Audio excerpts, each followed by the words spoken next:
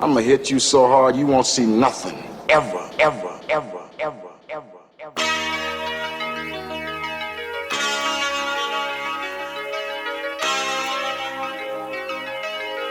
Audio skulls all day. The merit scientist lab. The merit scientist lab. The merit scientist lab. The merit scientist lab. You can't have an opinion on something that you haven't even tried. Exactly. The merit scientist lab. The merit scientist lab. The merit scientist lab. The merit scientist lab.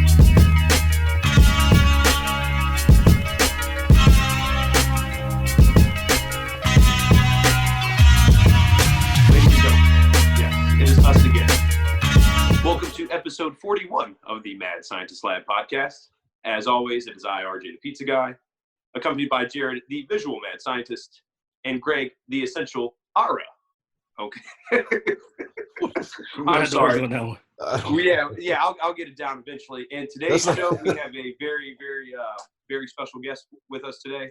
UFC fighter, Super Sodiq Yusuff joins us on the podcast today, and thank you, man, for taking some time out to come quarantine with us, I guess.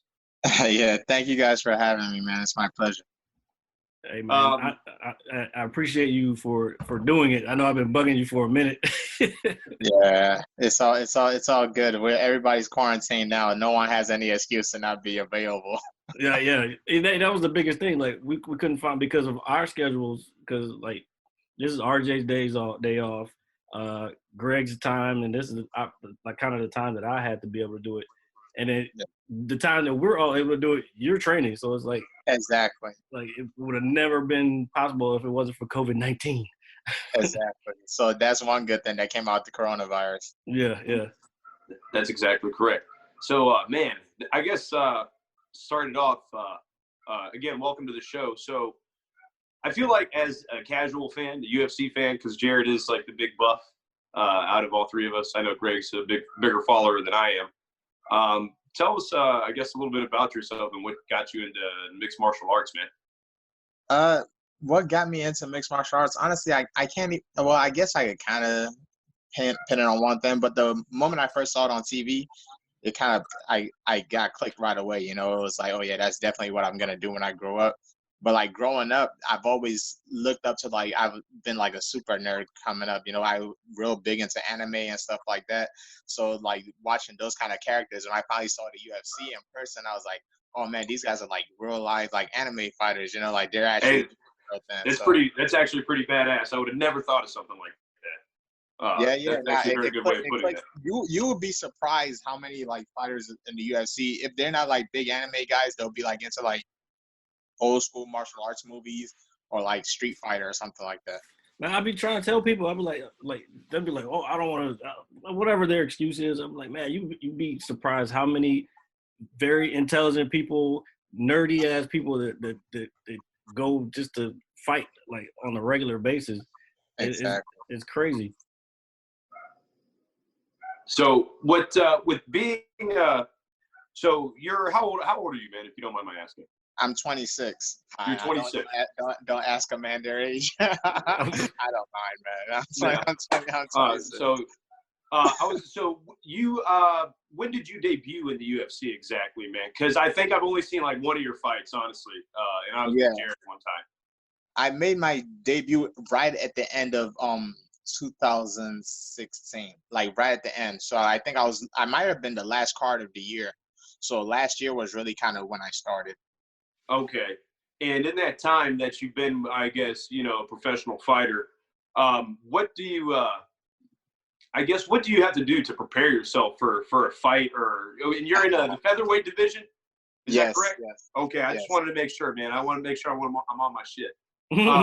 But what goes through, I guess, your mind as you prepare for a fight? I mean, are you nervous? Do you have adrenaline going? I mean, what's the deal, man? So it depends what time frame you're talking about. Are you talking about like the day of the fight?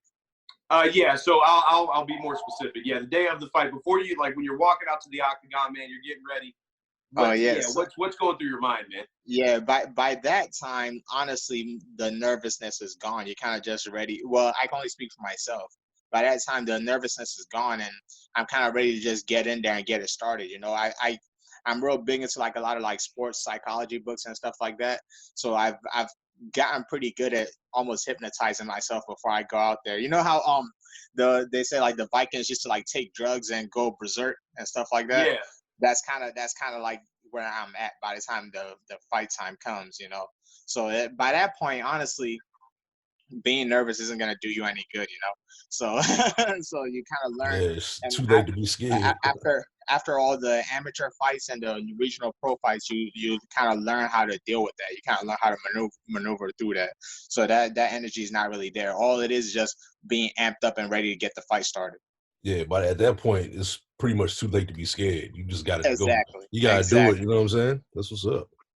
Hey, Sadiq, speaking of books, have you read The Fighter's Mind by what's it, Sam Sharim? I can't remember his last name. No, I honestly I never even heard of that.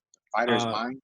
Yeah, is it The Fighter's Mind? Yeah. Well, anyway, I read that the end of last year, and it talks about, it goes into like Ken Shamrock, Randy Couture. It talks about what's the famous Iowa wrestler? The undefeated Dan Gable. Dan Gable, yeah. This guy goes on to interviews with all these people. Kenny Florian's one of them, and like they just talk about how like they get prepared for fights and like what they do like in the middle of fights, and they're just their mindset throughout the whole thing. I thought it was a very good book. I'll put that on my list. I'll put it on my list. Yeah, that was a good one. What are you reading now, Jared? What am I reading right now? Yeah. Well, I started Origins by Neil deGrasse Tyson. Mm-hmm. There was another one that I had also started. I can't remember what it is now. I fell off on it. Mm. Yeah, I just got this fucking book by Sam Smith. Like it's a big time book, but it's the Jordan Rules. Like I just like the last, I don't know, like 3-4 weeks, I've just been in like a Jordan like YouTube vortex. Mm-hmm. Just watching like nonstop basketball highlights, just reminding myself. You getting prepared for that documentary? Oh yeah. Oh, that's a couple of days. I need like that next week. Yeah, it's like 19th. Yeah, April 19th. 2 episodes. Oh yeah, man, that's something. Thank God.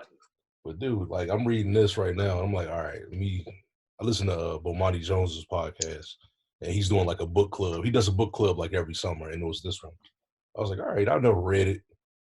Let me check it out. This following the 1991 Chicago Bulls, so the first championship they won. Like the reporter was with them for that. So I'm definitely champion, Chicago Bulls. Yeah, I'm trying to have this joint finished in like a week, man. I'm trying to just like go. Is it a big book? No, it's like 370 pages, something. Is it a big book? Well, I'm just no. I mean, I'll read a big book, dude. Honestly, I can't remember the last time I finished the book, and I actually do enjoy reading, but I can't even remember the last book I finished. It's had to have been close to 10 years. Don't worry, we're on the same page. Audible saved my life. Oh yeah, Audible is the shit. The funny thing is, I have like plenty of books under my belt, and I tell people that I talk to people about books, but I've never read a physical book in my life. Audible, like literally, like. Damn, I need to get hip to this shit, man, because like I feel like I'm missing out on a lot of like information that I feel like I'm missing out on educating myself sometimes. Other times I'm like, it's 2020, man. You can find ways around it. You got to broaden your horizons, man. Because you be finishing them games, man. I don't know. I do the Audible joint. I listen to a lot of podcasts, but I definitely like to have the actual book in my hand sometimes. Oh, that's the other one I'm reading. It's called the Bible of Comedy. The Comedy Bible. It's basically just kind of walks you through how to write a routine, up to an hour special type joint. So I'm kind of dabbling in that too. Word, that's what's up, man. When these clubs open back up, I'm going on stage, motherfucker. So are you going with the mustache or not? I see the mustache growing in, son. Dude, when he pulled up to my house today, he said, "I'm gonna do something with this." No, I had these That's what he said. patches. I'm not even exaggerating. He even did like the whole,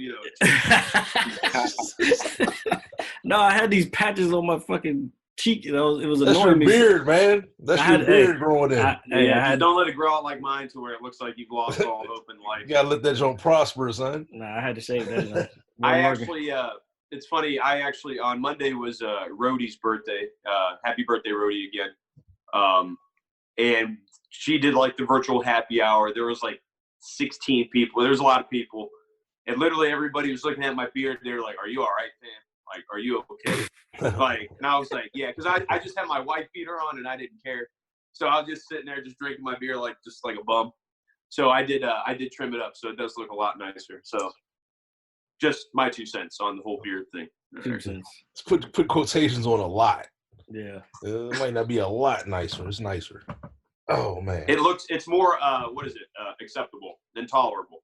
Yeah. So how's everybody's fucking quarantine going? Like, how's like life?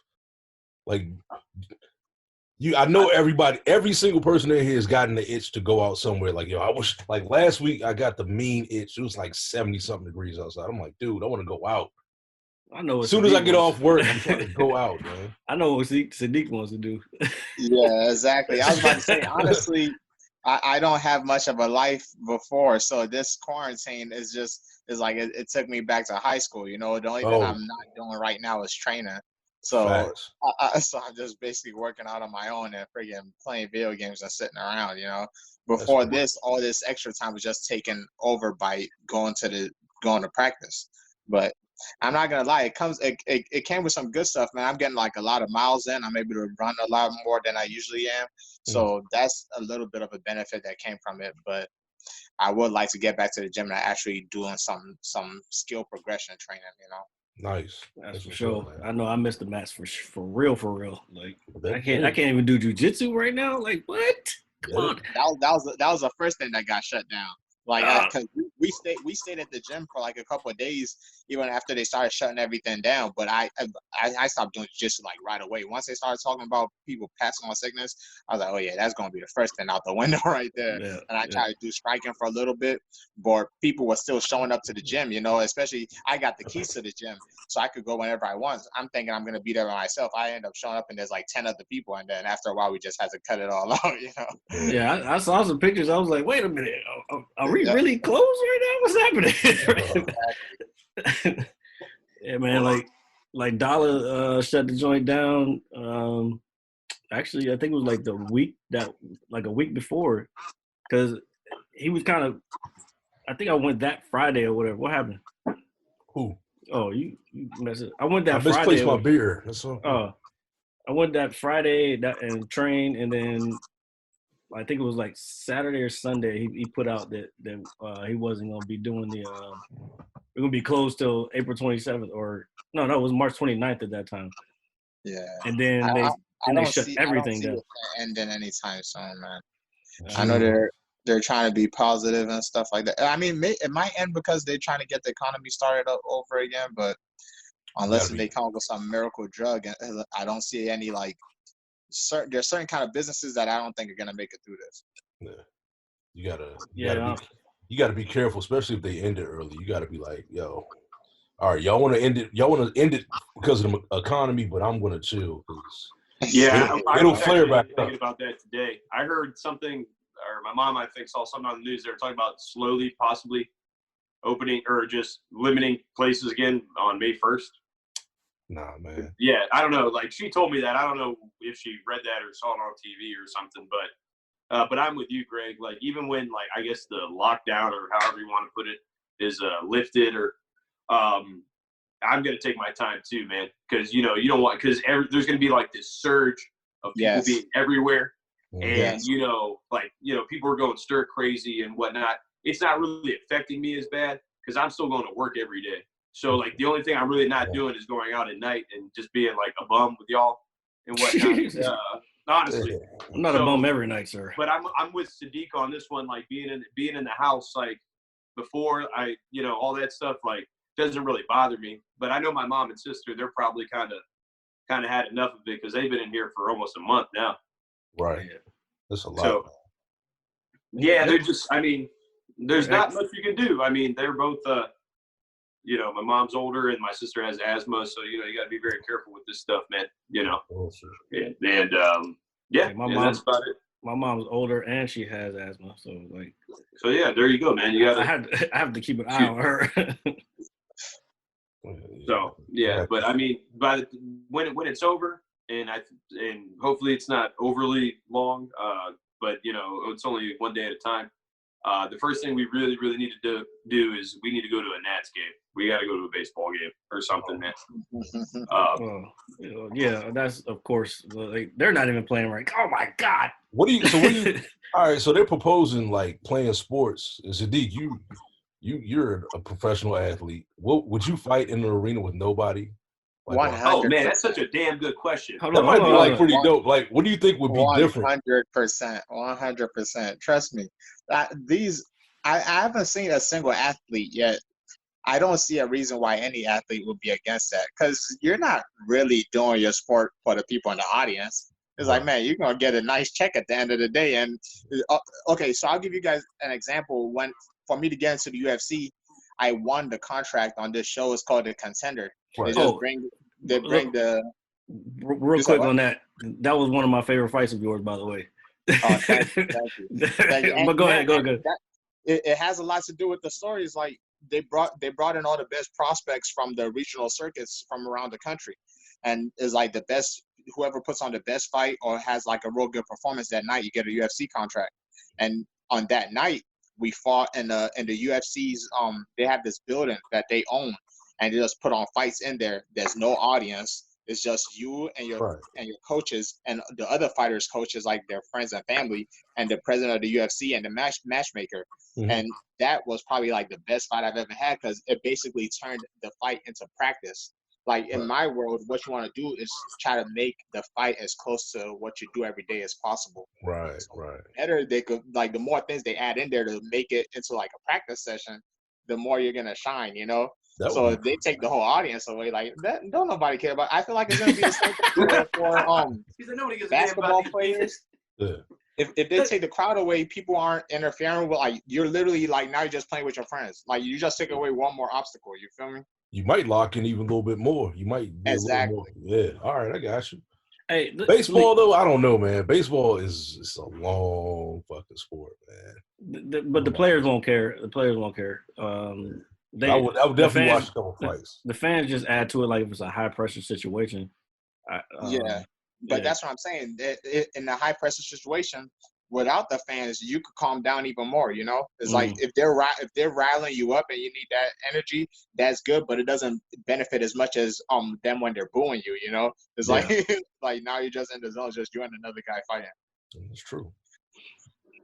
So hey, that's a good point. So when you're so out of all the fights that you've had, man, and your opponents, have you ever had an opponent or maybe opponent's fans like heckle you or give you a hard time in public, or if they saw you or anything that nature? Not necessarily. I've had an opponent that like talk like mad shit like a lot, but the fight was Can we name his name? His name was Dylan Took. It was I don't know who that is. Yeah. We fought in Jordan. We went all the way across the planet. Yeah, I forgot about that one. Yeah. So and the fight was quick, so it was nothing there. But he talked mad shit, like he even tried to fight my coaches, and usually like coaches are off the table, So yeah. Wait, who was he trying to fight though? He was talking shit to Master Lloyd. Yeah. Son. What the fuck? Jamal was there too, right? Yeah, but he wasn't gonna do anything. He was just like a big trash talker. After the fight, he's all humble and stuff.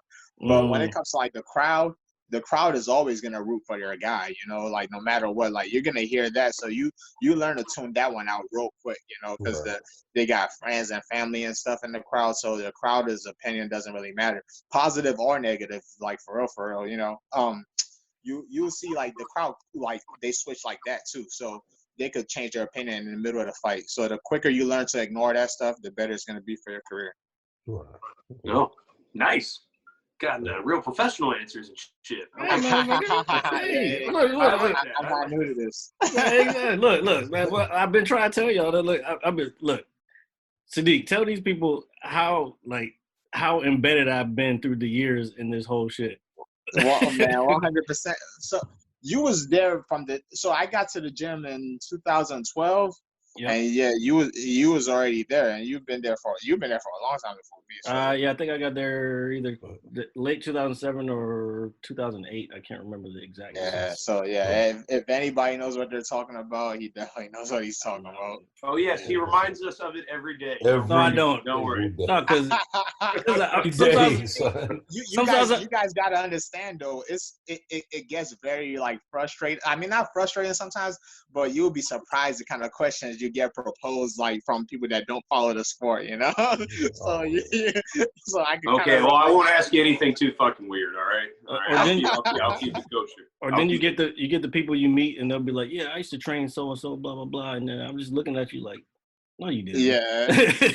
Why are you lying to me those right kinds of people? Yeah, you gotta stay away from those people. People looking for clout and shit. Yeah, man.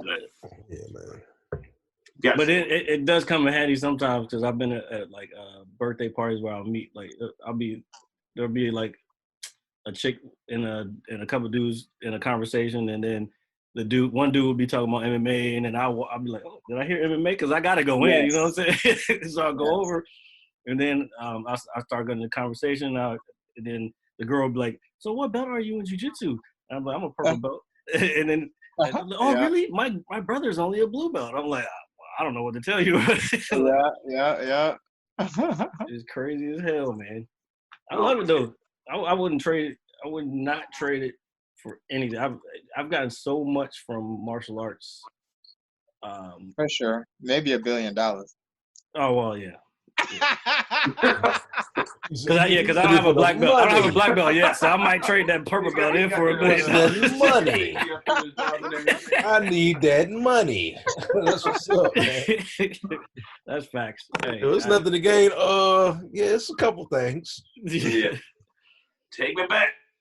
What was I gonna say? So, Sodiq, man, since you said you were playing video games and stuff, man, what are you playing? What do you currently play? What do you like, dude? So the only thing you guys would be interested in, I've been playing Warzone, and that's mostly been about it. God. All right. I'm starting to get my skills back, man. I had to shake the rust off, because I never had free time. But as soon when this stuff started, the first day I just kind of like sat around like, man, what am I doing? It's like, yeah. I started playing Warzone literally like March 24th or something like that. Cool. But yeah, I'm shaking the rust off, man. I've gotten a couple wins too. That's good, man. I had my first solo win like 2 days ago, but I've gotten a lot of team wins. I think I got like 13 or 14. That's dope, man. What do you play on? You play on PC, Xbox, PlayStation? No, I play Xbox. I know those PC guys are good. I hear like I can't even imagine like playing with a mouse, like playing a shooting game with a freaking mouse. I play on Xbox too, man, and so does Greg. I don't know. I can't speak for Jared right now. PS4, baby. He's a loser. Yeah, I can't speak for Jared right terrible now. Competition on the PS. But this loser's getting 2 free games actually today. Whoa. That's actually three free games. Because they're doing it for like a campaign. It's a stay-at-home campaign, so they're giving up Uncharted. The Nathan Drake collection. Yeah, the Nathan Drake collection, and then Journey. Oh wow! So that's pretty good. I'm not gonna lie. The PlayStation people do get a lot of like bonuses outside of Xbox. Like even before, like back in the day, before they started paying. Like I remember Dave wasn't paying initially, even when Xbox first came out. We've always been paying. Mm-hmm. Yeah, it's free. PlayStation used to be free. Yeah. Back in they had the big network adapter that you put on the back of the PS2. Oh my god. Oh, you talking way back? We talking about more. Yeah. I'm old, man. I'm old when it comes to this stuff. Hey, I'm not the oldest here, but dude, I remember I had the PS2 in college with the big ass network adapter on the back, and that's like as soon as I went to college in 2001, and that was the fastest internet I've ever had. So I was like, yes. me plugging my fucking Dreamcast, my PlayStation in my dorm room, and I had to buy this fucking network adapter. That shit was so fucking big, dude. Part It's of like That's my, $40, because dude. I It had a was more than PlayStation. that. I never even knew that you could play that You with had- other people. well, you probably had the slim PlayStation. You Yeah, had the slim one. Yeah, no. yeah. I'm The talking little about. book size one was dope Yeah. as fuck. Yeah. That's one I probably have. one of the coolest consoles I've ever seen. I still have that joint. Oh, I had the The one that's like literally the size of a book. Yeah, Yeah, it it's a has like slim. the two stairs kind of look on the front. Nah, the real slim PlayStation. Oh no, dude, I it's didn't like- have the It's the original slim. I had the original PS4, PS2 joint, and then the 3 I had the original, the big oval, shiny joint. All right. Nah, man. The one we're talking about is literally like the size of like, it's like, honestly, it's like the size of a game case. All right, but maybe a little bigger. Yeah, And I'm it's gonna like say just a as little thick. bigger. No homo. Yeah. I hate to say that kind of shit. It was. You know, I have to validate. All right, I have Yeah, to it was- validate. It was pretty. So solid. now that console was pretty tight. That console was pretty tight. Y'all fucking with the Final Fantasy VII re-release, the remaster? No, I've never been a Final Uh, Fantasy fan. Really? Yeah. I only like that one. Honestly, I played the demo and I played the original. Mhm. But the game, it's not the full game. Yeah, It's they only releasing part it in parts. Yeah, 3 Yeah, parts. so for me, like that's the game is beautiful and it plays well, but like if you're not getting, dude, the whole thing might not be released for like another 3 years, like or more. But that's So how they it's- did. It kind of like, I don't know, it defeats the purpose for me. But how long did you wait to play Shenmue, the last one? Oh, Shenmue 3? Yeah. Oh shit, The How same long did day. it's like almost 2 decades. Yeah, no, I'm saying no, how Oh. long it took how long was the wait? These beers are kicking my ass right now. Yeah, it's okay, it's okay. Yeah, no. Yeah, 18 years, dude. 18 That's years. crazy. Speaking So of that, hey, you Sadiq, can wait remember 3. remember when you told me like you don't when you turned 21 that you don't think you would ever drink? Yeah, yeah. Look, now you see why, right? I'm 26 now, and I'm thinking by the time I'm 35, I'll never drink. Yeah. Look, and that's why I said I was like, don't do it, dude. I was like, Yeah, don't do it. Yeah, It's definitely funny. don't, man. If you're not doing it, don't My do mom told me a while ago. I think I passed the age where now is there's no point, you know. Yeah, it's not It's gonna kind of like Yeah, there's no point. Don't do it. it. Keep Yeah. pursuing your dreams, I'll man. save Don't be that like stuff a- for when I'm retired. I'll get nice and big and just sit there and smoke and drink with my family. Oh, well, yeah, Like smoking. me. It's like nah. Smoking. Just drink wine and smoke cigars when you're like 40. Um, Yeah. Enjoy life. And I you feel do like it. by then though, I probably wouldn't even care. So what's your I guess what's your I wouldn't say end game, but what is your goal? Like, I mean, obviously to become number 1 in your division. Yeah. Definitely. Yeah, and honestly, it's not even just that, but winning the titles and stuff like that bring opportunities to you. You know, opportunities that I can help a lot of people in my career. I got a big family, and you know, I'm from Nigeria, so a lot of my Okay. money goes back to helping a lot of those people over there. And I'm trying to change my parents' life too. You know, because they sacrificed a lot to bring me over here. So the better I could do with this, the better I could do with them. Nice.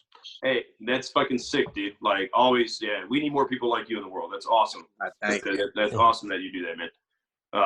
What was I gonna say? Hold on. Can you Let me, can you kind of go a little more a little deeper into that, Sadiq?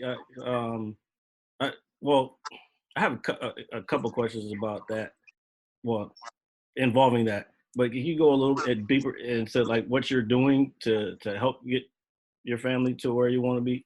Oh yeah. So the end goal with them is to try to get them visas to come over here, but that it seems like it gets harder and harder like with time too. And you know, Trump is in the office; he's making a lot of big moves against that. Yeah. So right now, it's mostly just been sending like financial help, and it's not nothing new. I've been sending them money since like back in the regional days. You know, I remember back in the day, I'll be fighting for like $1,000 or like 1,500 or something like that, and I'll send it to them. And the way the currency exchanges over there, it's a lot of money. Like not a big crazy amount of money, but it's way more money than it would be worth here. You know, so like $1,000 here, by the time you know it, you've already spent it. But over there, you know, it'll keep them steady for a little while, and they'll actually get to enjoy it.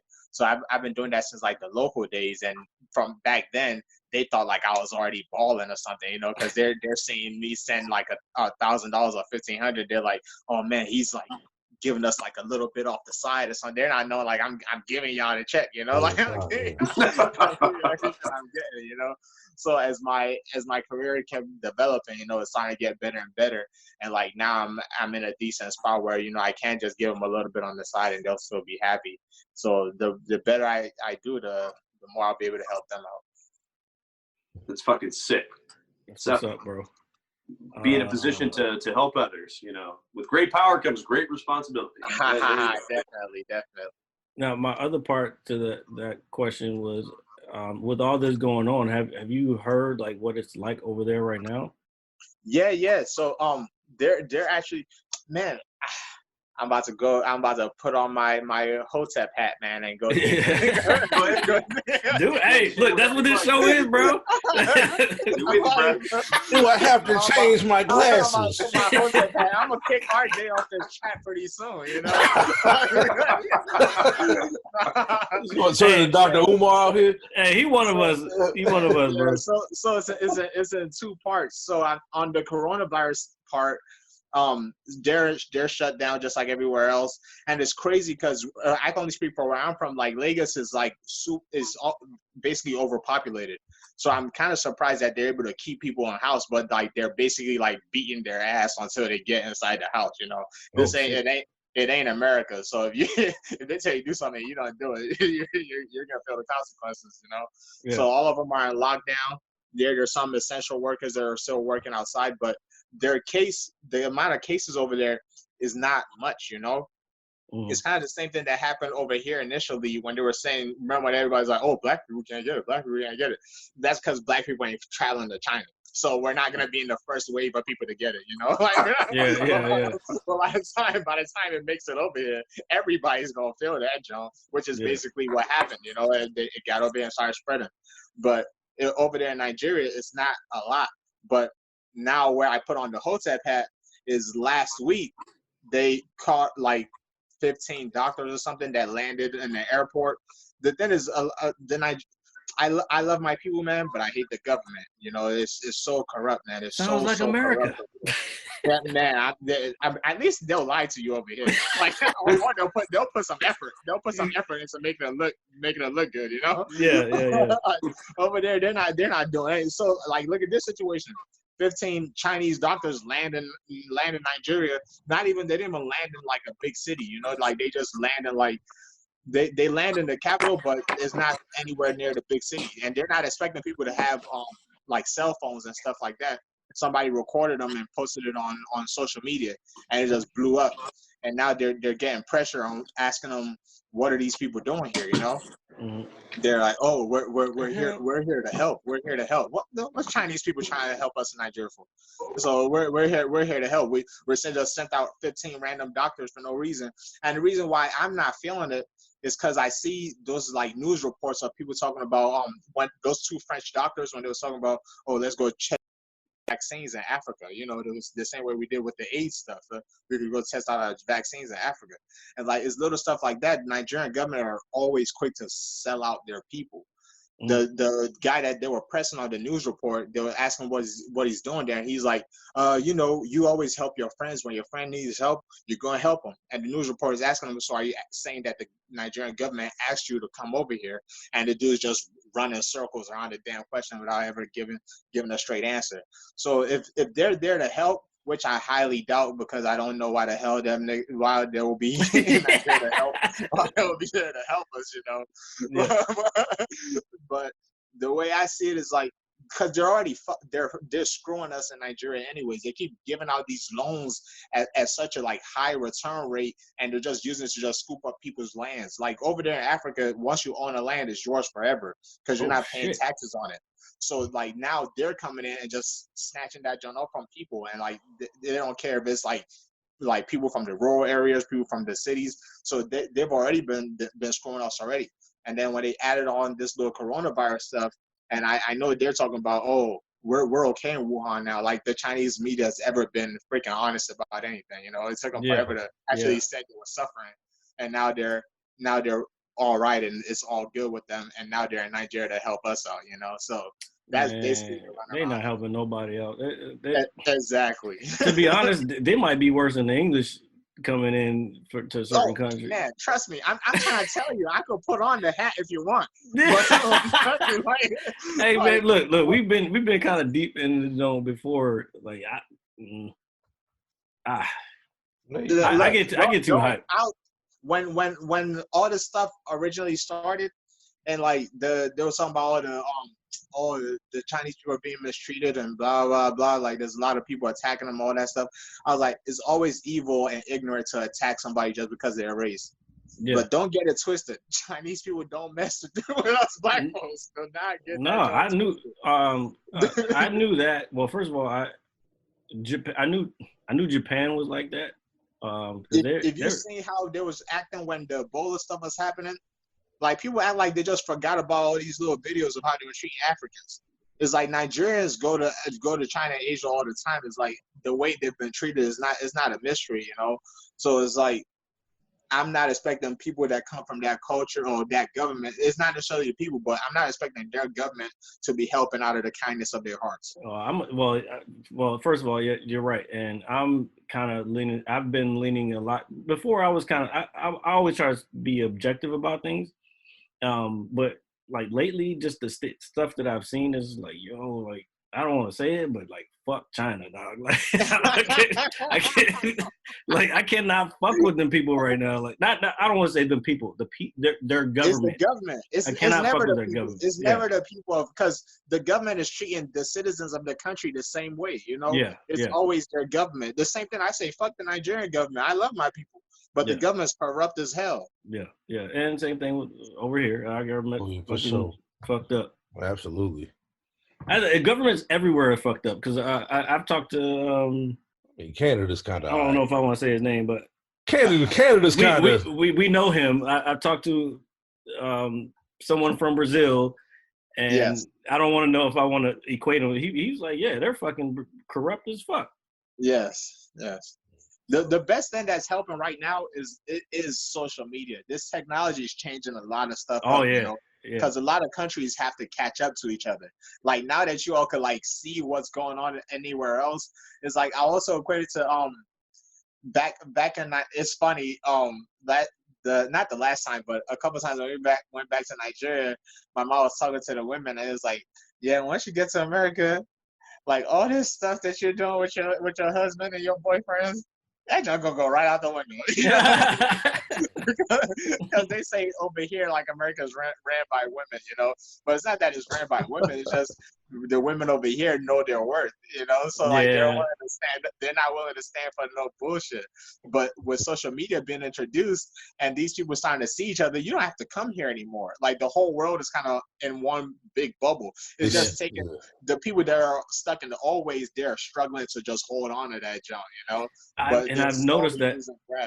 Yeah, I've noticed that just by talking to older people or just talking to my mom. Like, my mom grew up during the civil rights shit. You know what I'm saying? Like, she was born, like, grow into that Jim Crow and all that shit. So she still feels that pain. Like, I can hear it all the time. Every time something happens, like, I can feel the pain. You know what I'm saying? She's a light-skinned woman. Like, so she got it from both sides. She got it from black people and white people. So it's like, I feel the hurt now. And now that I'm older, I understand the hurt a little more. It's like, you're not changing those type of people's minds. You're not just her. I'm not just saying her, but I'm saying like just old white people, old white men. Older generation. It's just an older generation. You can't change their mind. You just gotta wait it out. You know what I mean? Hey, I was talking to a good friend of mine recently, and he was like, man, but we can't just say that, man. Because I feel like we have to try to change those people. I was like, man, I hate to be a pessimist, but you gotta wait for them to die. It's like as long as they have that power, nobody willingly gives up power, you know? No. That's why it's so dangerous to keep feeding somebody. That's why the same thing, like, I'm not super political, but these same people that are like real, like, die hard, like Trump guys, it's like you shouldn't lean towards one side too much, no matter anything. You should always be able to be swayed by something. Yeah, Like objective. anybody that just say I'm only doing this every single time in this situation, you're crazy. You know, you shouldn't like somebody shouldn't be able to have your back and no matter what they do. You know, Yeah. So You got to be able to. You got to be able to listen to the other side and 100%. come up with your own conclusion of things. You can't just be 100%. taking on. And with him is like they're giving him more and more power. It's like he's never gonna give this power up. And sooner or later, when it becomes time for the other side to be in his position, they're gonna have all this power that you just gave this guy, and they're gonna try to push it too. So you gotta have a balance in there. Well, that's the problem with the two-party system. What were you about to say, Greg? Oh, when? I have no. Oh no, I was listening, dog. I was. Oh no, go ahead. My bad. Yeah, go ahead. What was you supposed to say? Nothing. I'm good. I did have another question. Now I can't think of what it was. Oh, sorry. If you let me ramble, I'm a ramble.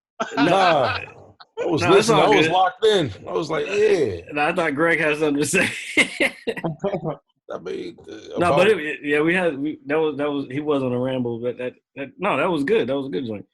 It was a productive ramble. Let's kind of shift gears. I know RJ and Greg are big Dragon Ball Z fans, and I know your name comes from wait a minute, Dragon hold Ball on. Z. But wait, let me show you something. He's about to pull out the box set on the floor. Oh shit, my fucking foot is asleep. See that's how I know you're a real one, Jerry, because everybody always talk about freaking Superman. Only the come real on, ones dude. know where the Fucking VHSs, dude. Sodiq, man. Oh, I know you, dog. Exactly. We punch each other in the face. Your mic is muted. Oh shit, that was my bad. RJ's mic is muted. I got him. He was rustling. My bad. You were rustling around, and I had to mute you, and I forgot to unmute you. Good, oh, me? Oh, cheers. No, RJ. Oh shit. It's all good, man. Nah, man. Dude, cheers, RJ. So Sadiq, I used to have until I unfortunately got rid of some. I used to have the whole DV on VHS, man, like from the Saiyan Saga all the way to what is the last one? Not World Tournament. It's God damn it. The Boo? Boo. It's like a version of the Boo Saga, like the very, very last. So I had all on VHS, and I used to have them on my shelves, man. And yeah, I'm a big fan too. And dude, our buddy G Marley is as well. Oh yeah. Oh, we should have had G on here too. RJ, remember when I told you I spent one summer between my freshman and sophomore year of college just smoking weed and dubbing all the fucking Dragon Ball Z tapes? Yeah, that's hilarious. And I made my own labels and shit. Yeah. Oh shit, dude. Look at the episodes though. You know that shit. 130, 60, 148. Yeah, this Dragon Ball. That's Dragon Ball. That's not Dragon Ball Z. I got more. Hey, RJ, I think I deleted that picture that I took of your joint. I gotta upload these shits though, because they're all. That is some OG shit right there. That's an OG anime head right there. Yeah. That's the shit I've been on, man. And I was fucking old when I was watching that shit. I was like, what was that? Like 18, 19? Man, you're never too old for anime. You see now that it's funny. It's like when people don't grow up with stuff. I'll go ahead. I'll be right back. They try to reject that jump, but now that it's part of pop culture, everybody is like, "Oh man, that's pretty cool. That's pretty good." It's like, yeah, we've been telling y'all to join the school, you know. It's like, but here's the thing I noticed is like, I'm 36, so that's like the age range that I'm at. So it's like you meet chicks and they're like, "Oh, I don't like when they play video games. Play video games. You're too old to play video games. You're too old to play video games." Like, dude, I've been playing video games my whole life. Yes. Like, yes, sir. I could back off of the jumps, but I'm always gonna have like video games. I grew up fucking Nintendo. I had the original NES. I had the original Game Boy. Like I had the Sega. You know what I'm saying? I just went along the line, and now I'm 36, and the new shit is out. The Xbox is out. I've had this Xbox for however long it's been out. When the next thing comes out, I'm damn near 40, and I'm like, okay, well, shit, I got the money to go cop this real quick. Let me go ahead and get that joint. You know what I'm saying? Like I can't. The way I saw it, I was like, man, when I was a kid and I had to rely on other people for my entertainment or what I found fun, it's like I wasn't letting y'all stop me as a kid. Now that I'm an adult and I can find my own entertainment, I'm damn sure not gonna let somebody's opinion dictate what I find fun. You know? Yeah, this is how I like to spend my there time. You go. You know what I'm saying? It's all about your own. But it's about your enjoyment too, man. I'm gonna dub these Dragon Ball tapes and like upload them somewhere. So you was like what, doing like voiceovers, or you just recorded a bunch of episodes onto the tape? No, all right. So peep this. This is what I was doing, right? And you're like 10 years younger than me. So you remember VCRs? Yes. Okay. So no, I mean it's a good question. It's actually a very valid question. I agree. So basically, I was a bootlegger. You know what I'm saying? Like, yes. Not even air quotes. Like literally, I was like, that's what I did. So I would take I grew up in a house with numerous VCRs. Like we were fortunate enough to have a VCR in the basement. And then when I went to college, I had like a little TV with a VCR on it. And I realized you could take one VCR and connect it to the other TV, to the VCR. So if I play something on this VCR, I can record it on this VCR. So I found this place that RJ, I just saw it still open in College Park, called Pandora's, what was it? Pandora's Box? Pandora's Cube. Pandora's Cube. So they used to be down here in Virginia in Springfield. And they would just let you rent Dragon Ball Z tape for like $2. Like you can come in, and they had all of them, like original Japanese language with subtitles. You know what I'm saying? Non-dubbed. So I was like, oh, cool. And I was like, what, 18? When I went to college kind of young. I went to college when I was 17, so I turned 18. So that summer after my freshman year, I was like 18 years old with nothing to do. I had like enough money to go rent to spend $4 on 2 tapes. So I used to record football games for my dad. Like old Redskin games. This is a long story. Hang in there. So thanks for letting us know. So like real young. Oh, Jared's returned. Thank God. Sorry, I'm back. Real young. I figured out how to take. Because when you used to buy VHS, you used to say, record time 6 hours. 12 hours, 24 hours, or some shit like that. Like it was just different settings. I figured out how to do that. Like I can get 12 hours on the tape. You got to change the speed. So I was just going like every 2 days, I'd take like $4, rent 2 VHSs with, I think it was maybe, what's this? This is 136 to 148. So that's 8 episodes. That's two cassettes. That's 12 episodes. So that's 2 cassettes. So I can put 2 cassettes on one tape. So I go, and then I would just sit there, smoke weed, and watch like the joints while I dubbed them, because you have to play them in real time. I did that shit for the whole summer. And then you did this to have the tapes on you, or you were trying to sell them out? No, I just was like, yo, I'm gonna dub the tapes. Like, I'll have them. But then it was like, DVDs. I'm like, oh, DVDs. Oh, these are way smaller and they don't take much space. Wait, you said you're gonna double? That means you're gonna do English over it? No, I wasn't dubbing. I mean, dub them like. Like record it. Okay. Like, yeah, I was using the. I was like, damn, Japanese. Colloquial. That's what I thought too. That's how the story started. No. Yeah, I said dub, but I meant like record. So I would record the original Japanese versions. So I have every episode of Dragon Ball. I have every episode of Dragon Ball Z, and I have every episode of Dragon Ball GT in this house. Dope. What's your opinion on Dragon Ball GT? It was ass. It was ass, but it existed. You know what I'm saying? Like, yeah, I'll tell you what. Okay, it wasn't the greatest. I don't give it as much flack as people did, but because it wasn't good. But when it got good, it was pretty good. Because The Omega Shenron stuff was good. Baby was good, and Android 17 was good. It's just everything that connected each of those three was so bad, man. It was so ridiculous. Like, why is he a little kid now? Why is he a back? Yeah. They always find a way to. He has keep adult him alive children in some manner. So they're like, hey, he's lived his whole life again, so let's just make him a kid again. Type of shit to keep it going, keep your protagonist from aging and all that other shit. I will say this: the best thing to come from Dragon Ball GT was the art. Like the art, yeah, for sure. The art today is like from GT. That's why the same stuff now with Dragon Ball Super. I don't really. I honestly like GT more than I like Super for real.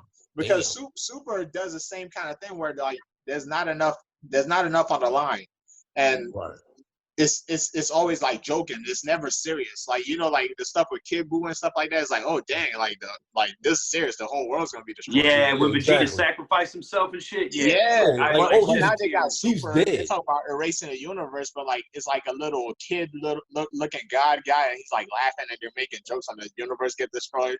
So like the state is not the same. Yeah, I could never get into it because I can't catch it. Like I never know when it comes on like TV. I don't think it's worth it, honestly.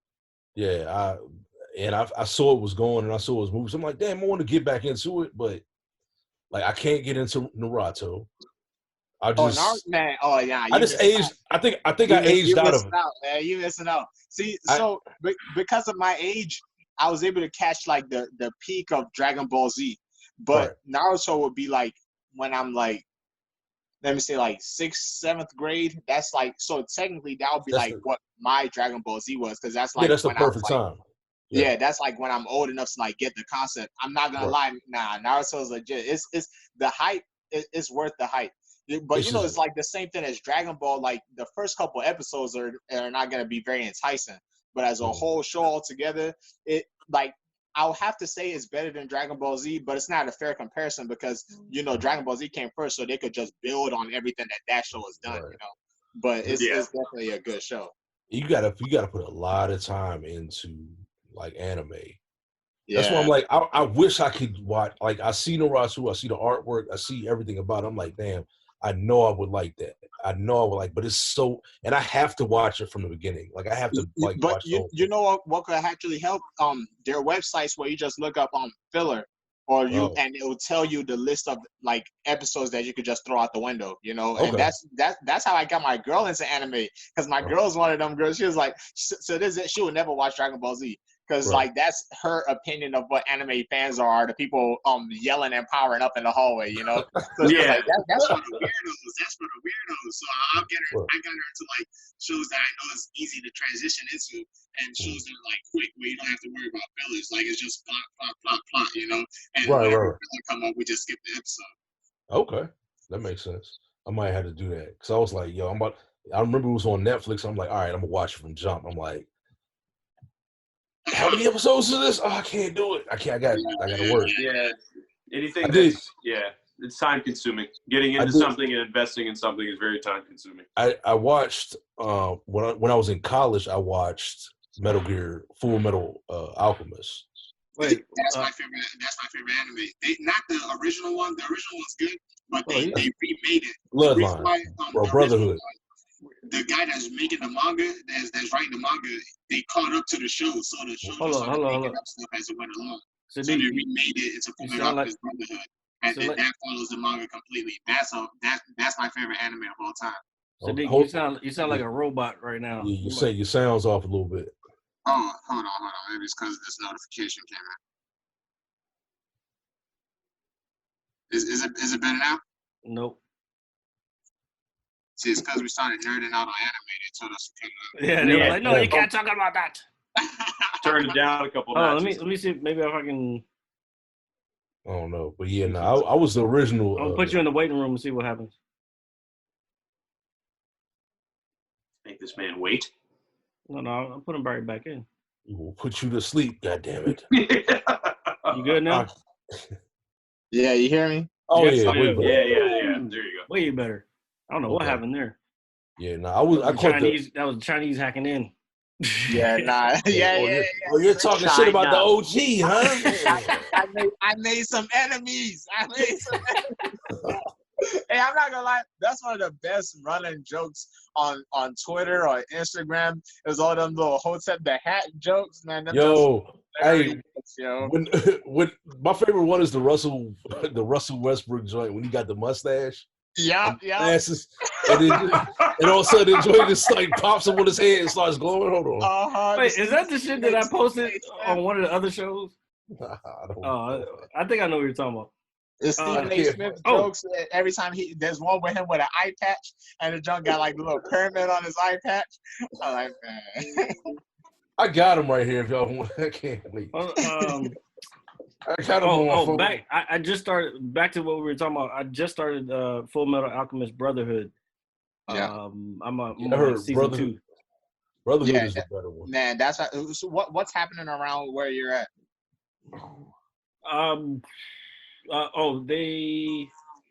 The butcher dude, the colonel not the colonel or major, somebody got killed by those two people. The one is the shapeshifter or whatever. Yeah. And then yeah. Maze Hughes. Yeah. And then the black dude just came in, and then the Scar guy like just came back to life. He's like back in the mix again. So that's where I'm at. Man, that's a vicious show, man. That show, like the reason why that it's a close between that one and the Hunter x Hunter. That's my second favorite. Well, I feel like Fullmetal Alchemist is better because it completed the show, and like you could watch almost every episode of that show and not feel like you wasted your time on the episode. You know, like every episode has something important that happens in it, and the ending is nice, man. I don't like. I'm getting deeper and deeper. The more I get into it, the more I appreciate different aspects of it. Like the art, like you'll see like 3 different arts in one episode. But they're not even 3, like maybe 4 or 5. You'll see 4 or 5 different art types in one episode, and I'm like, yo, this shit is crazy. And then the fighting scenes are crazy, and then the Fuhrer is a beast from season 1 to season 2. So many bodies on that damn show, yo. Like he has one of the highest rate of wins to losses in any show's history. You know? He's a fucking ridiculous motherfucker. He'll just stand there and like, yeah. And then the next thing you know, motherfucker's head is gone or some shit. I'm like, what the fuck? Yeah, the Fuhrer is the man. The Sin of Wrath. Nah, that's my show, man. I mess with that show. That only reason I got on that is because 2 of my coworkers are anime fans. My one boy who started, he was there before me. He's from his family's from Liberia, and he's into MMA, and I got him into he's into anime, and I got him into doing MMA. Well, he don't do MMA. He don't like jiu-jitsu and all that shit. He does a lot of like Muay Thai. Yeah, his thing is Muay Thai. So, but then we had another coworker to come in. She's from Palestine, or she's Palestinian, and she's a huge anime fan. So they were like, yeah, if you want to watch Full Metal Alchemist, or you want to get into anime, watch Full Metal Alchemist Brotherhood. And I started watching it, and I was hooked from that show. Yeah, man, 100%. And then the only bad thing I'll say about what they just told you is the way I feel Brotherhood is here. So from here on, you're just gonna. Oh, jeez. Well, they started from the top then. But that's my opinion. You know, like there's other people that might think other shows are better, but to me, that's the cap of anime right there. Yeah, well, it got me in. Like, I'm gonna start looking for some other stuff. That's yeah. That's my favorite one. Oh, man. Here we go. The Hulk. Oh, that's dope. Yeah, I've seen that one with the Hulk, and then the quote said, why would I smash when I can build?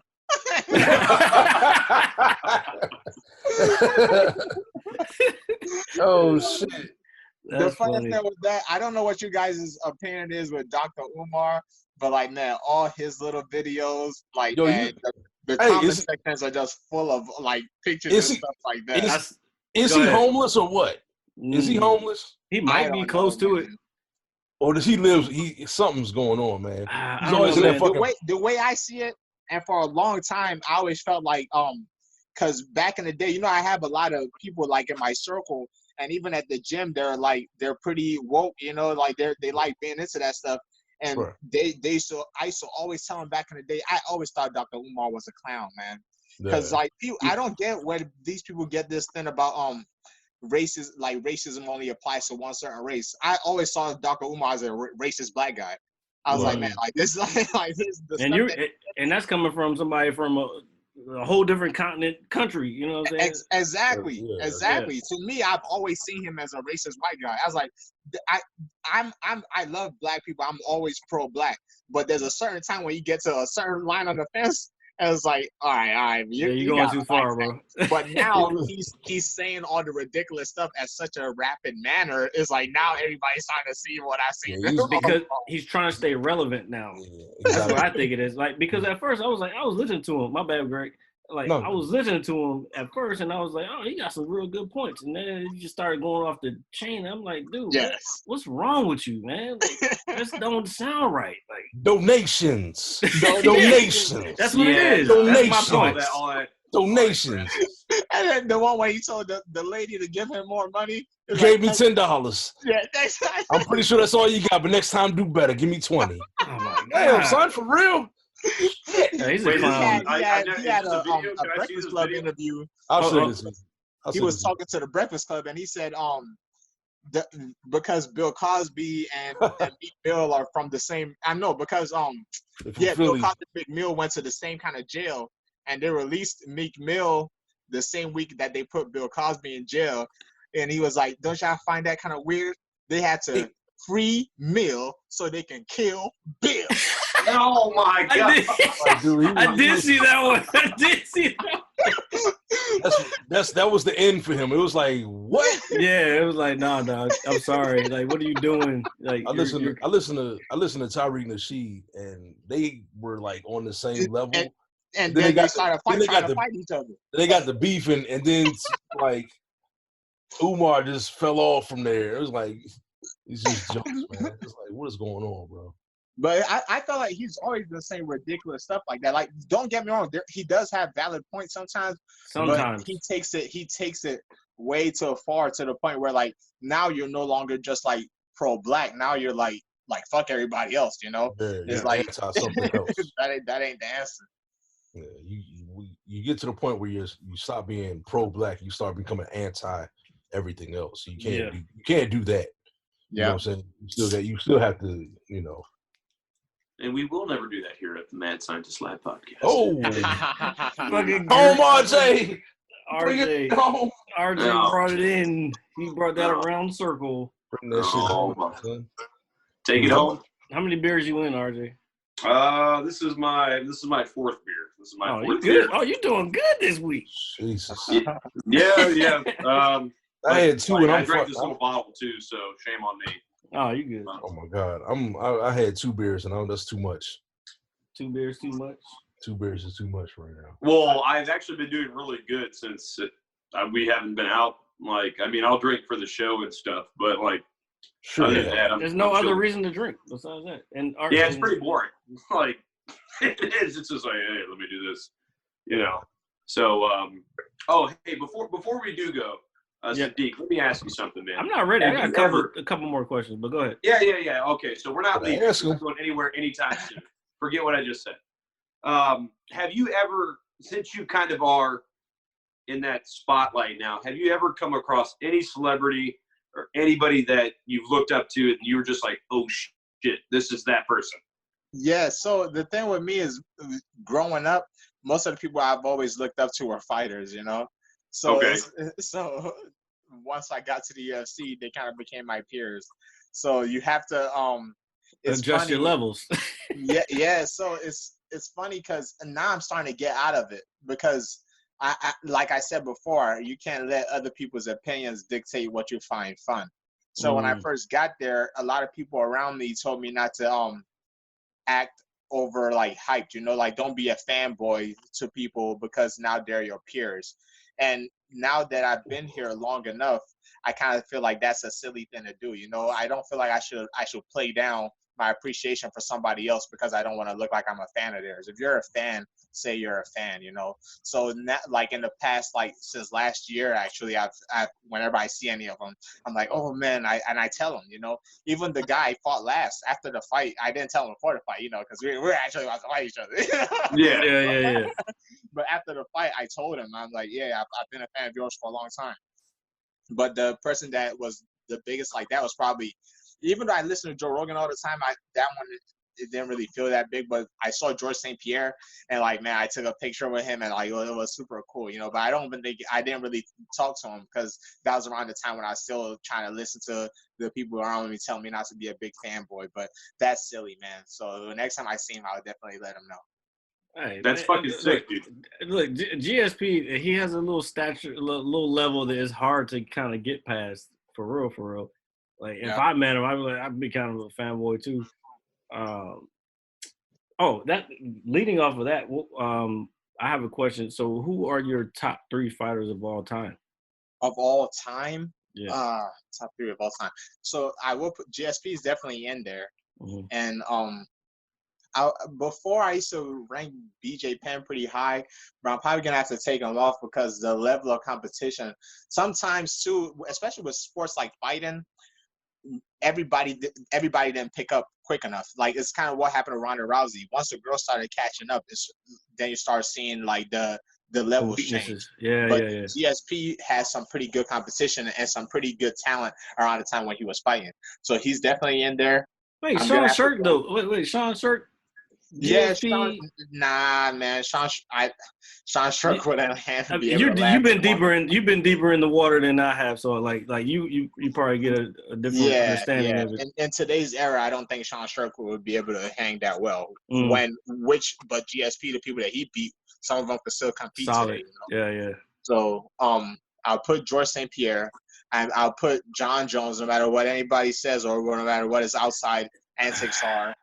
I don't want to ask you about that one, but like I can tell you I'm kind of done. But yeah, his outside antics, you can't deny his skill, which is what's kind of keeping him down this path that he's at, because no matter what, he's undeniable. He is the best. Yeah. Oh man, I'm glad you understand that. Yeah. So that's kind of it's a lot easier to learn from your mistakes when consequences come out of them. Yeah. But when you're undeniable, you almost can't even blame him. Who's gonna beat me? Yeah, best in the world, you know. What I'm saying? You can't blame him because life isn't giving him consequences, you know. Yeah. So damn, that's crazy. That's fucking crazy. When that lawyer said her client was suffering from affluenza. So whatever the affluenza version of being the best fighter in the world is, that's what John Jones got. So ass kickinza. Yeah, he got fucking can't get out of his own way. Nah, it's called ass kickinza. I can kick anybody's ass in this room, so I'm gonna do whatever I want. It's like, God damn it, John! Like ass kickinza. First of all, John Jones, you're probably my favorite fighter. If you didn't have fucking trouble all the time, like yes. Fighters aren't perfect, man. The thing with it's like explain. Okay, so here's the thing, Sodiq. Explain why John Jones's situation is not conducive to like where he should be. You know what I'm saying? Like, you know. Yeah. So it's kind of basically what you just said is kind of it's like a slippery slope. Like that same effect just snowballs with fans, you know. Because if John Jones if he didn't get in as much trouble as he does outside of the arena, he's already the GOAT in the UFC. But he would be like a Michael Jordan, you know. Yeah. Like he would be like our Michael Jordan. And the only thing is, no matter what you say, the way that he fights and his record, he's probably still gonna have that same kind of vibe when he retires.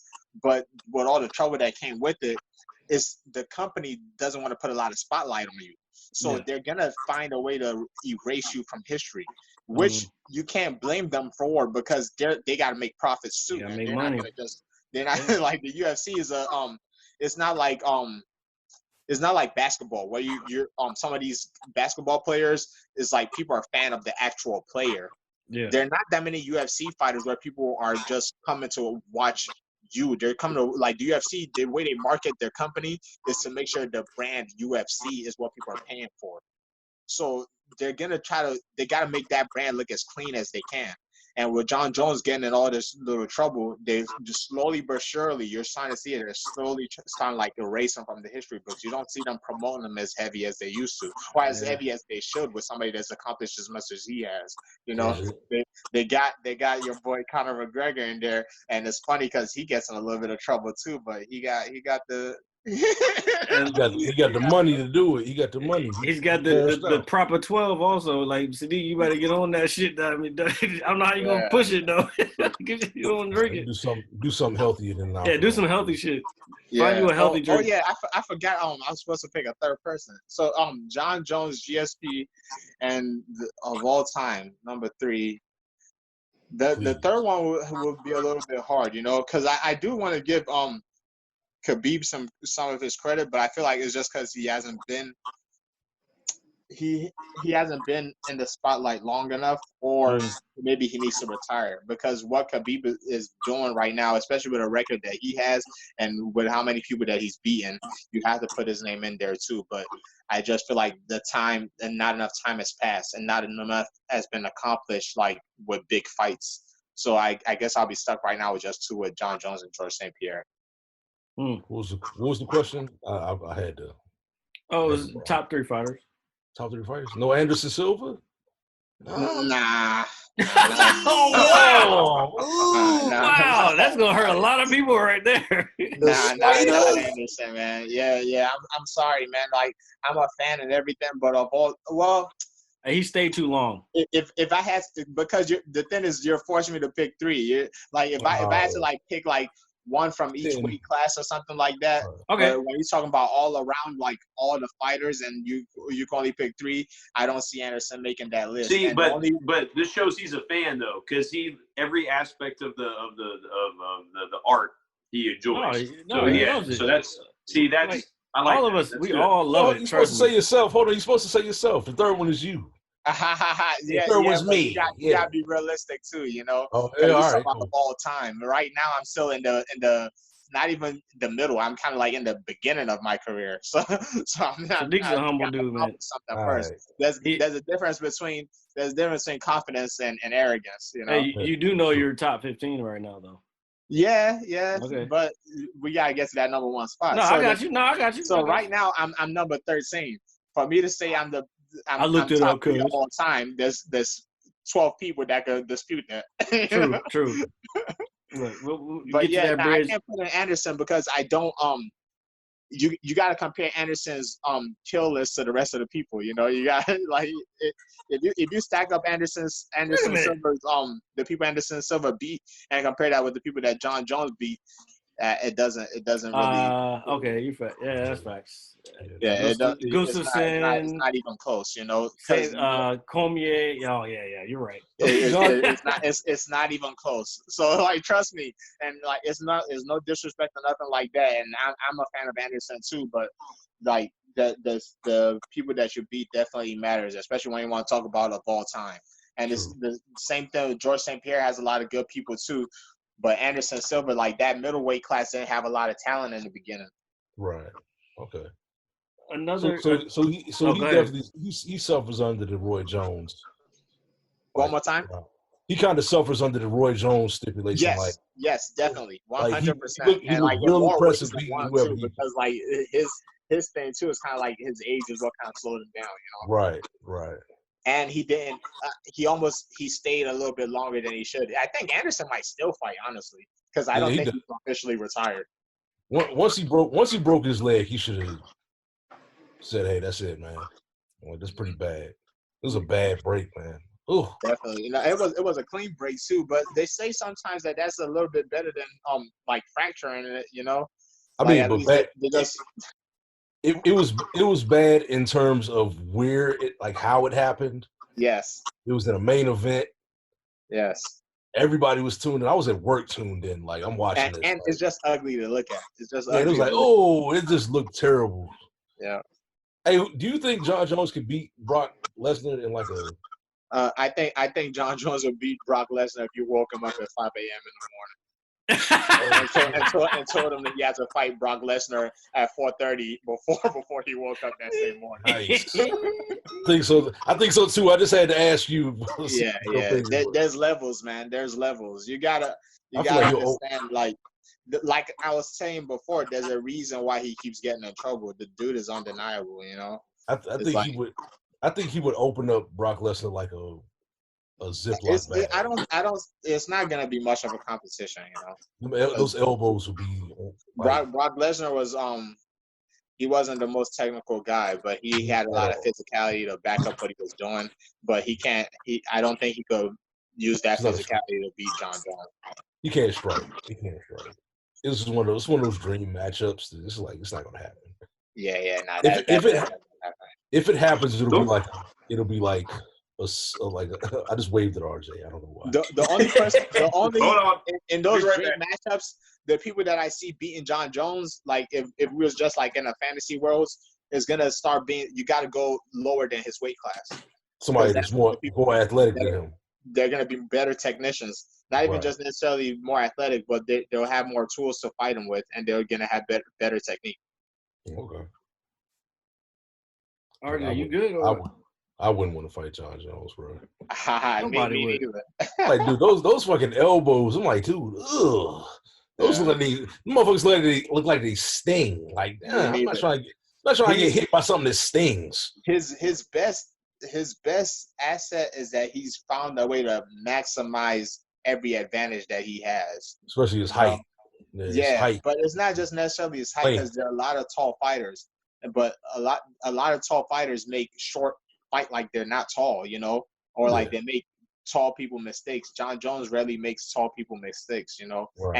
All of his moves, his best weapons and his best tools are like they're more focused on being tall. Like he's not one of these tall guys who's gonna try to like left hook you on the inside, you know. Like everything he's good at are long people moves. So he's found a way to just make his one advantage and it's a big advantage too, you know, because like that's why I could never get on the inside of James Vick's bitch ass. For you to touch him, you would have to work your ass off to touch him. That's hard. That's hard to do. Just to get him. And you gotta catch him slipping, like calisthenic wise, like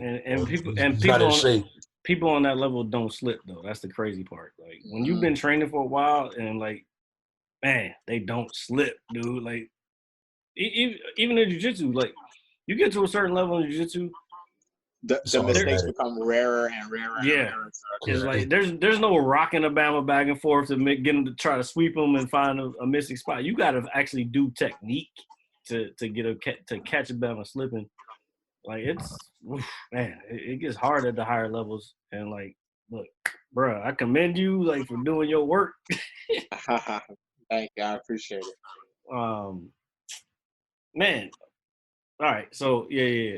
RJ, I've been around. I don't know. RJ floating around. I've been around, for, like you said, from the beginning. Is it true that you used to walk to the gym? Nah, not walk to the gym. I used to take the bus. It's just like it was like a 3-hour ride. But a 3-hour ride from the bus, and then you walk from the bus stop to the gym. Yeah. Okay. Nah. It wasn't like just one bus though. It was like a whole adventure. That's why it used to take 3 hours, because I couldn't afford the train. You know, like I think back then the metro. I don't know how much it is now, but back then the whole ride to get to the gym was $6, so it'd be $12 in a day. But then I don't know how it worked now, but then it was the card though to use a bus was like $1.50 as long as you had the Connect and jumps. I don't know if they still do the Connect and Smart Trips. I don't know. I've never taken a bus in my life, but so life. But that it'll be just not the public bus. So like when the next world champion was going, that was when you got there, 2012. Mm-hmm. I'm gonna ask Master Lloyd if I can post some footage from that. So when that happened, where were you at? Like, what was your mind at that point? So the only thing was, I think I was a little bit more naive with the time frame, like how long it will take me to get to like this point that I'm at right now. But I've never doubted that I was gonna get to this point, you know. Yeah. But and my thing was also always like, because I've been telling people I was gonna be in the UFC since I was like in middle school. My thing was just, what am I gonna accomplish when I get to the UFC? Like that's gonna be the journey.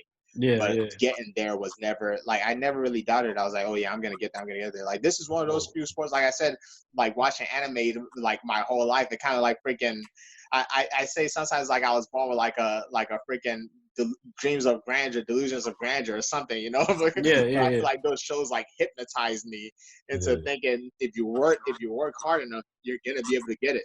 And with something like this, that's a sport where it's hard sometimes with people that have hoop dreams or people that want to be in the NFL, because those sports aren't just based off your direct hard work. They have to be something that you're born with too. If it's not height, it could be size. If it's not size, it could be speed. But there's some things that eliminate you out of basketball off the break. Like if you're 4'6" or 5'2", you just got basketball's automatically off the table. Yeah. You know? If you can't reach a certain size in football, it kind of becomes automatically off the table. But when I saw MMA and the UFC, it's like that. No matter what, there's a room for you. Like there's weight classes. If there is a body type that's best for MMA, we haven't found out yet because the sport is so new. You know, There ain't one. Everybody's style is different. Exactly. Everybody has an advantage. Yeah. So I always saw that this is the one thing that you could do if you work hard enough.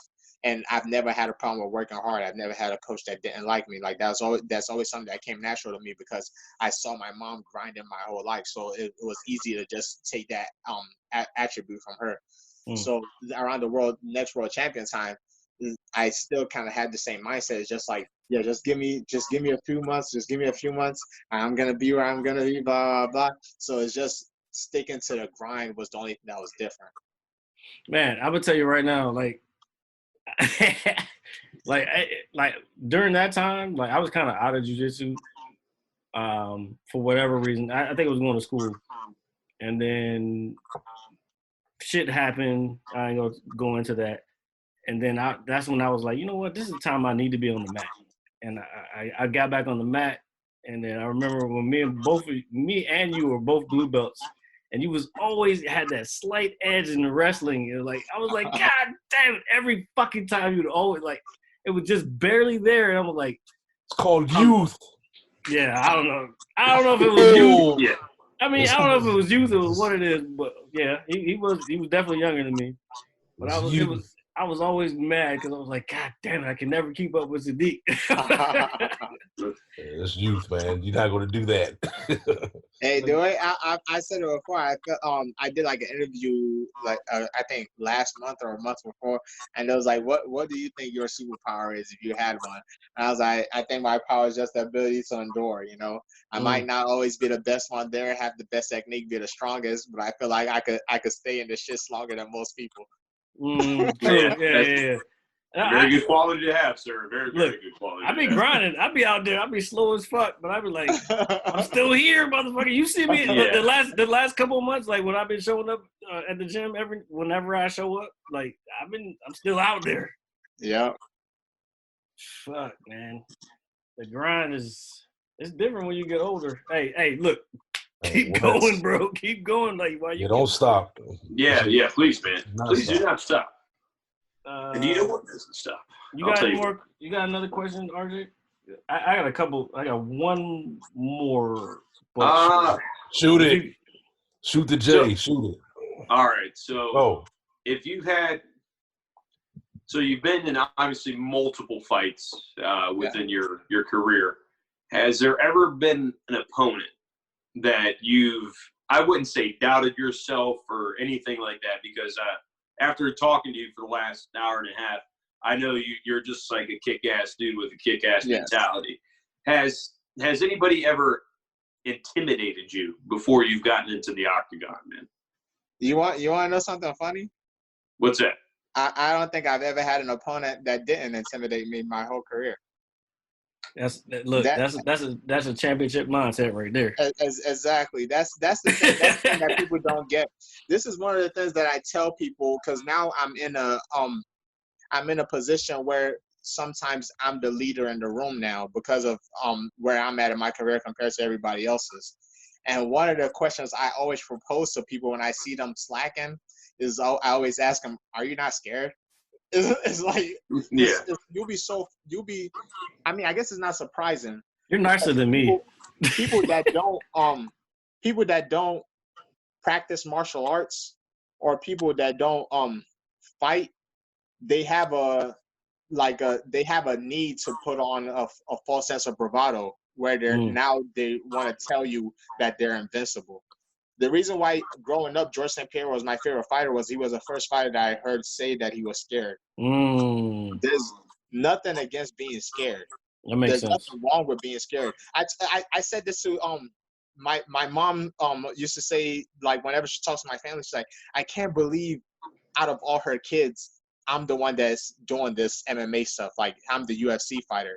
But the reason why she said that is because I was such a timid kid, you know, like I was always scared of everything. It's easy to make me cry. It's like, and it was easy, like when I used to get in fights as a kid, I used to lose a lot, you know. But I always make the joke. I feel like because, and I don't know why, I always had like an irrational like sense of fear as a kid. You know, it was hard for me to get past being scared. But I feel like because I grew up in that so much, I learned how to survive in that area, in that environment. You know, like I could function while being scared. You had to push yourself past the point of being scared. Exactly, and they say I feel you. bravery is not being scared. It's being able to work through it. You know, like being scared and still being able to work in general. Yeah. The moment you stop being afraid of your opponents, and don't get me wrong, I don't mean afraid as in like, oh, you're quaking your boots like you can't move, but fear is a sign of respect.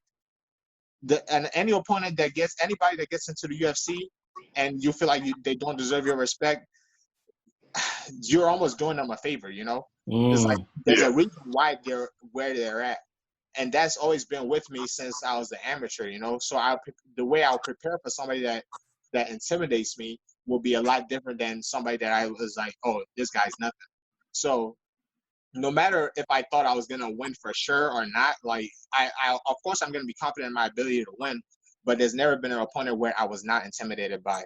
I hope it makes sense because it's kind of no, that actually makes perfect sense, man. You probably couldn't have put it into better words. Yeah, honestly. So, man, I've been wanting like to have like a real MMA fighter on this joint for a minute because when I try to explain things, because I'm not a pro MMA fighter, I think people kind of take my shit as look at this fucking bum. Yeah, they don't take it as seriously, and all I wanted was because I have another question. I don't want to go into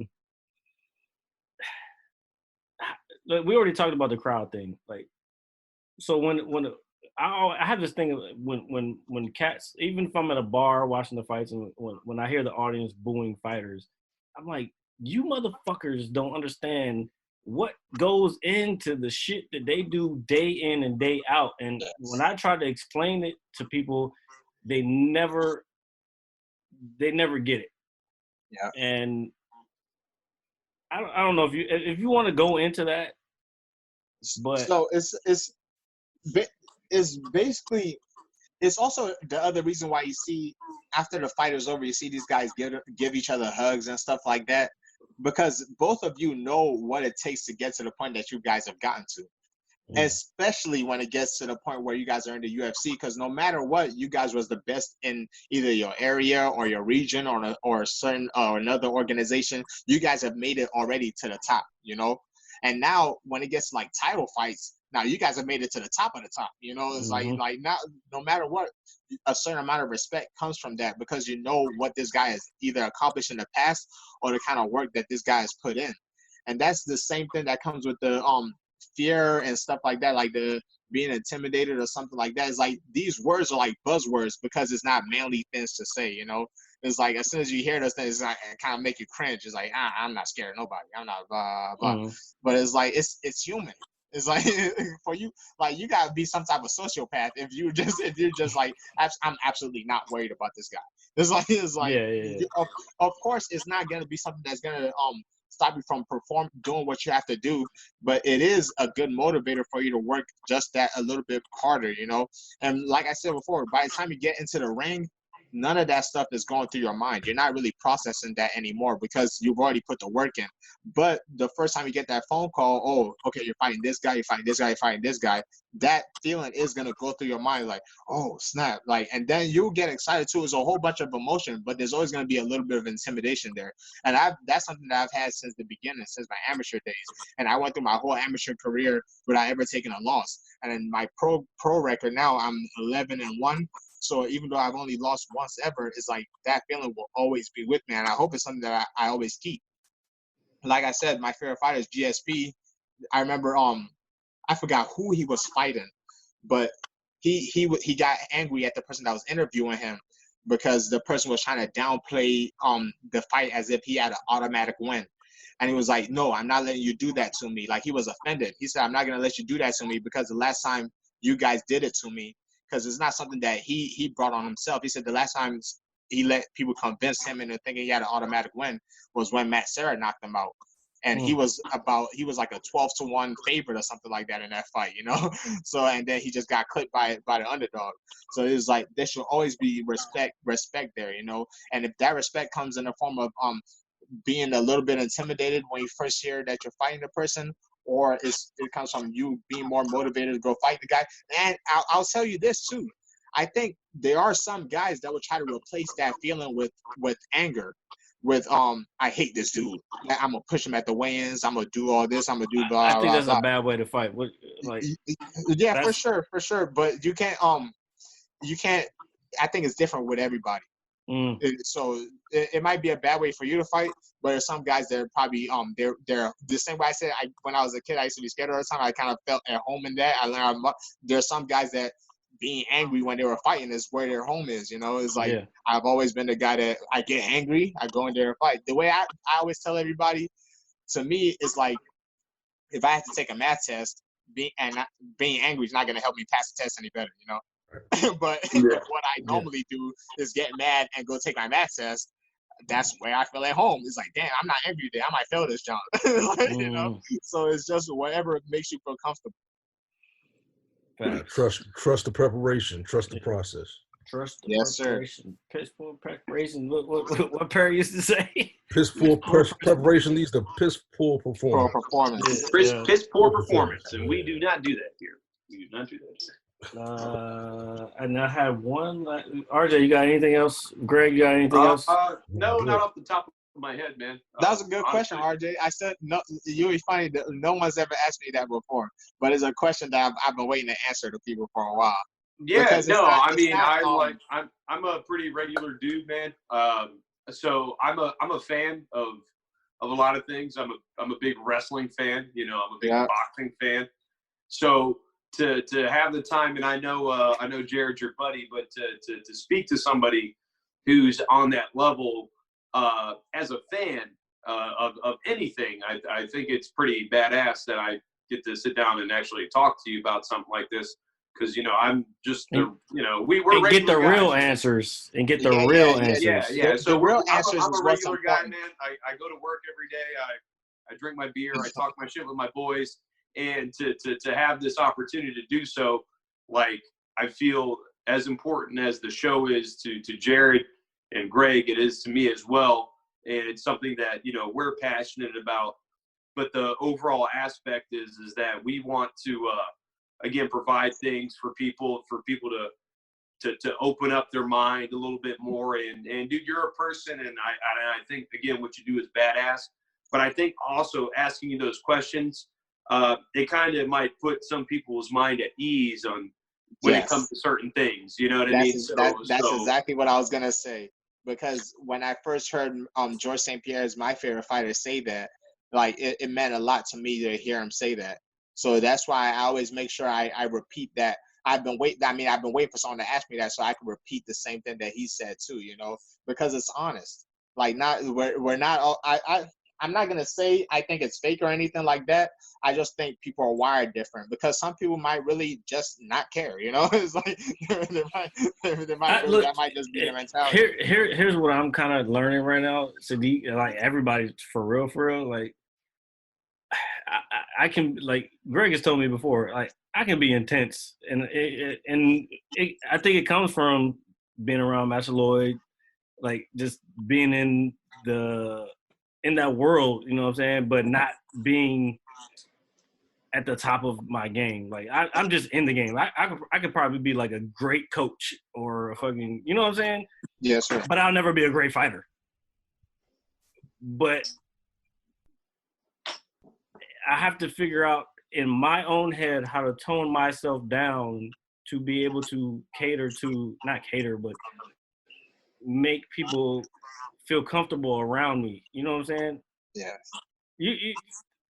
You know, no, I think you know what I'm saying. Yeah, it's yeah, hard no, to explain. I definitely know what you're saying because I think that's a common thing with a lot of people in the martial arts world, and then especially because you're from our gym, so and our gym, although we have regular students, the people that you're training with aren't the regular students, Exactly. So you're gonna start picking up on the same mindset as like the people that are like being at the highest level in the sport, you know. Mm-hmm. So the way I always deal with that, I go out of my way to make it the exact opposite. Like in my like hanging out with my regular friends like that, I'm the pacifist guy. I'm the first one to drop a joke if things are gonna start getting, if the tension's gonna be there. That's how I got into stand up. That's how I got into stand up. Yeah, so you got you got to take it the exact opposite way. Like that's why people are, whenever they meet me for the first, like, oh man, I didn't expect you to act like this at all. Like, oh, you're expecting to have the angry, the yeah. Like, anybody that could live like that, they're like the whole day. That got to be exhausting, man. Like I'd rather be Thank you, bro. guy that you make fun of than the guy that's trying to beat everybody up anytime. Look, thank you for saying that because it made me feel a lot better about where I'm going in my life right now. I'm still training, like if I can train, but I'm going hard on this comedy shit. Nice. Well, that's awesome. So Greg, are we good to go? I don't know. Greg, got anything?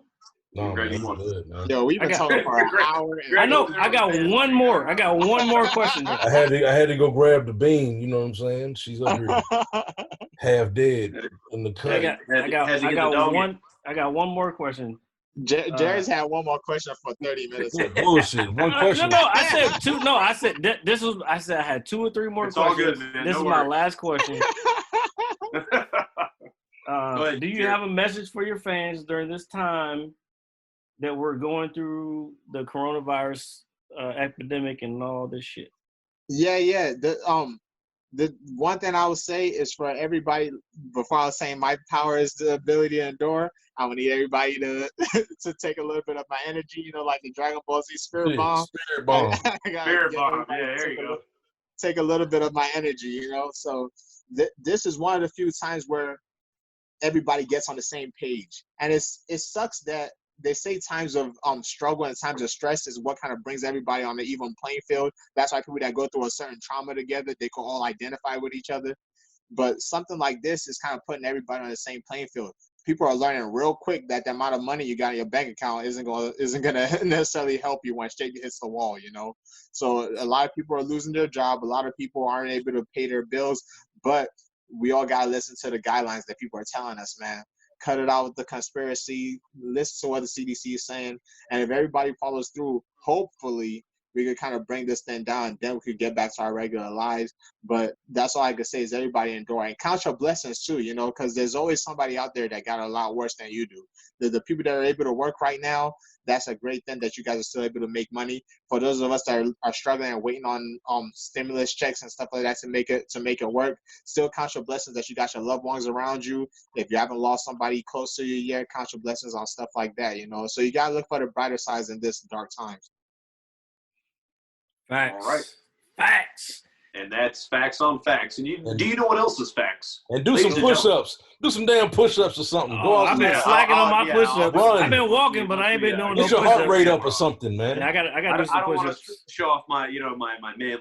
I'm getting small. Hey, Sodiq, I'm getting small. Nice. I don't want this. I don't want to come back from this quarantine seeing people with extra chins. Oh no! Oh, it's people that's got extra chins that's out here walking. People getting thick, man. People getting thick out here. I think everything's switching, man. That's why I trim the beard down a little bit. Oh, I noticed it. You look way better. Yeah, hey, I do. I look like a civilized human being.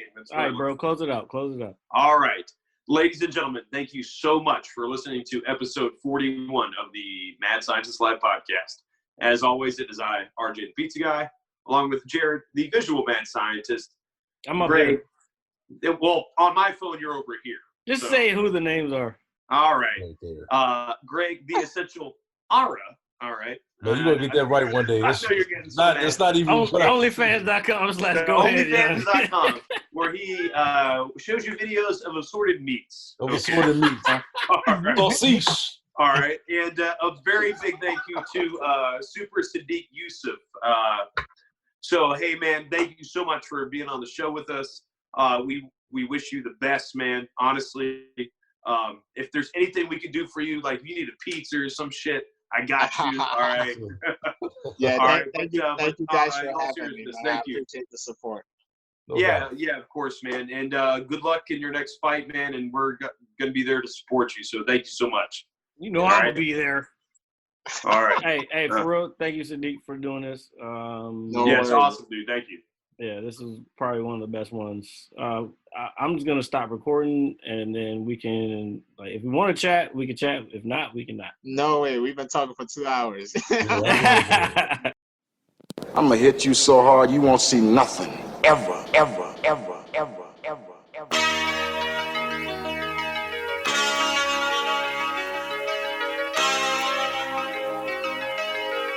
Audio skulls all day.